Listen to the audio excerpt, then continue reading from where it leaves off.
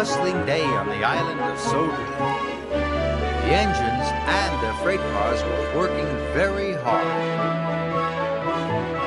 Thomas was shunting freight cars in the yard, but his cars were old and rusty. It was very hard work. Then James arrived. "Look," James puffed proudly, "Sir Topham Hatt gave me some smart new freight cars. They're much nicer than yours." "It's not fair," moaned Thomas. "I want new cars too." The next morning, Sir Topham Hatt had a surprise for Thomas. "Thomas, your trucks are getting too old for your heavy loads. You ought to have some new ones, just like James." Thomas was delighted. Thomas collected his new freight cars and puffed proudly away. But when Thomas arrived at the docks, there was James. He was showing his new freight cars to Bill. "I've got new freight cars too," puffed Thomas. "They're even nicer than James's," puffed Bill. "Your freight cars may be nice and new now," huffed James, "but you'll never keep yours as clean as mine." "Yes, I will," chuffed Thomas. "I'll have the cleanest freight cars on the island." The next day, Thomas puffed into the quarry. James's cars were already loaded. "I've got my stone already," boasted James, "and not a spot of quarry dust on me." "I can do that too," pouted Thomas. So Thomas backed under the hopper. But just as the stone was released, Thomas's freight cars chuckled. Then they rolled a bit more. "Bother," huffed Thomas. "Ha!" puffed James. "Your cars don't look so new now." Thomas was cross. Thomas puffed to the coaling plant. "This time, behave yourselves," Thomas snapped. "I want you to stay clean." When he arrived, Thomas backed carefully and slowly under the coal hopper. But the freight cars chuckled. Then they rolled too far again.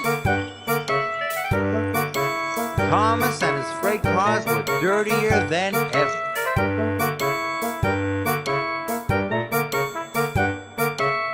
Later, when Thomas arrived at the washdown, there was James. "See? I have got the cleanest freight cars. You'll be here for hours getting yours cleaned," laughed James. Thomas was very cross.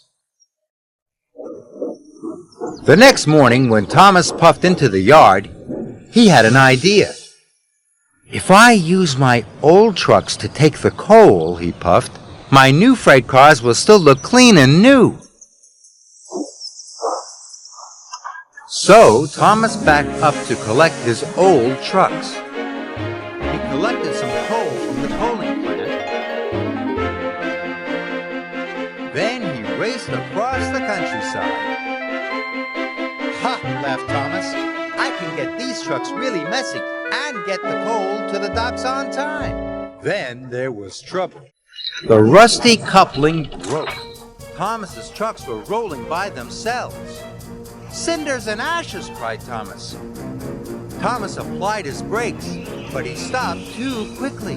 The trucks bumped into the back of Thomas, and the coal spilled all over the tracks. Thomas was stuck. Soon Sir Topham Hatt arrived on Harvey. "Thomas, these trucks are too old for pulling coal," Sir Topham Hatt said sternly. "And now you have caused confusion and delay." "Sorry, sir," said Thomas. Harvey and the workmen loaded the coal into Thomas's freight cars. The new cars were soon filthy, but they were filled with coal and ready to go. And they were very happy. Thomas raced to the docks. Suddenly, the trucks weren't being troublesome. They rolled easily up hills. They rattled quickly down hills, and they sang all the way.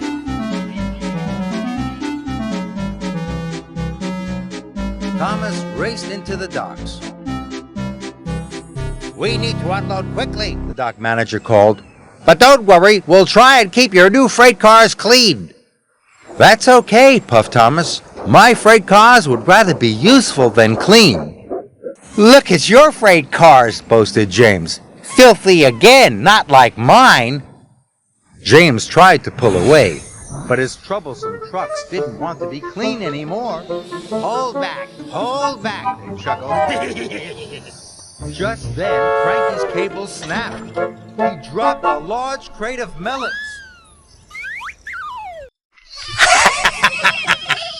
Bother, huffed James. James, tooted Thomas, I think freight cars like to be useful rather than clean. And all the trucks agreed.